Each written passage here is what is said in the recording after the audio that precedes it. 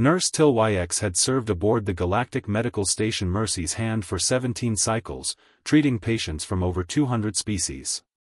She prided herself on never being surprised. But when the human was wheeled into her ward, bleeding and broken, she knew this case would be different.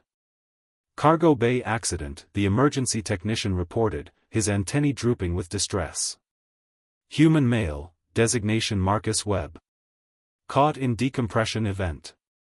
Multiple fractures, internal hemorrhaging, severe lacerations.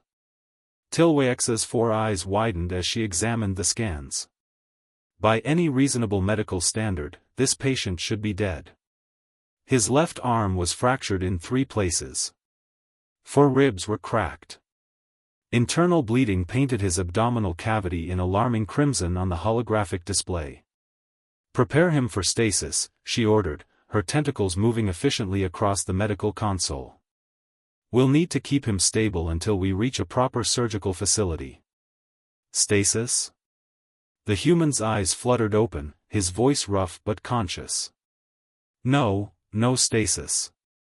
Just, patch me up, Doc." Tilwyx recoiled slightly. He was awake. At this injury level, most species would be comatose or dead. "Patient Webb, you don't understand the severity." "Marcus," he interrupted, wincing as he tried to sit up. "And yeah, I do. Broke my arm twice as a kid. This isn't my first rodeo." Over the next hour, Tilwyx worked in bewildered silence, sealing wounds and setting bones. The human's biology was bizarre. His blood clotted almost immediately upon exposure to air. His pain tolerance was inexplicable. He rated his agony as 7 out of 10, while injuries that would send a Zenthari into fatal shock barely made him flinch. "Your species evolved on a death world," Tilwyx murmured, more to herself than to Marcus. "I'd read the classification, but I didn't truly comprehend." "Earth's a tough neighborhood," Marcus agreed, managing a weak smile. "You either adapt or your lunch."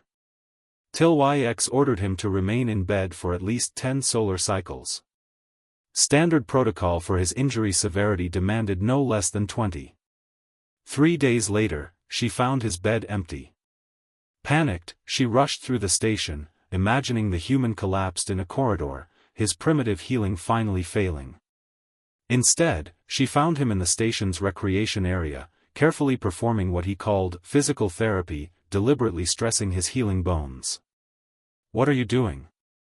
Tilwyx's voice rose several octaves. "You'll rupture the bone welds." Marcus paused mid-stretch.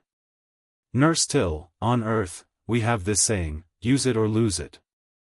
Bones heal stronger when you stress them during recovery. Muscle atrophy happens fast if you stay still." That's insane," she breathed. "Every species I know requires immobilization for bone healing." "Yeah, well, humans are weird." He grinned. "Our ancestors were persistence hunters. We literally evolved to take a beating and keep going.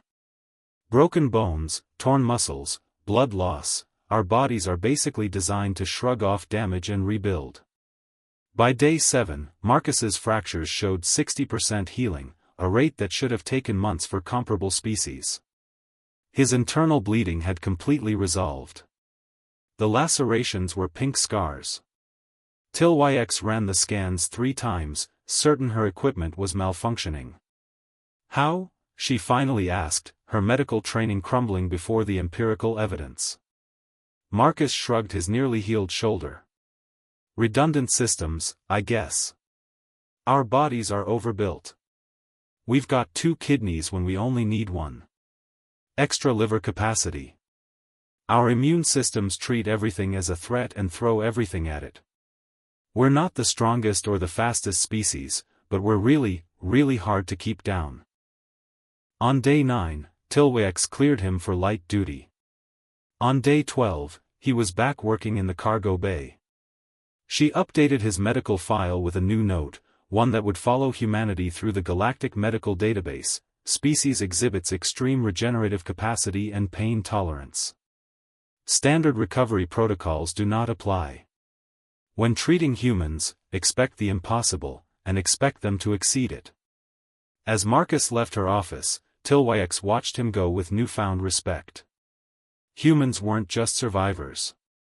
They were living proof that sometimes the universe built a species not to be perfect, but to be unbreakable.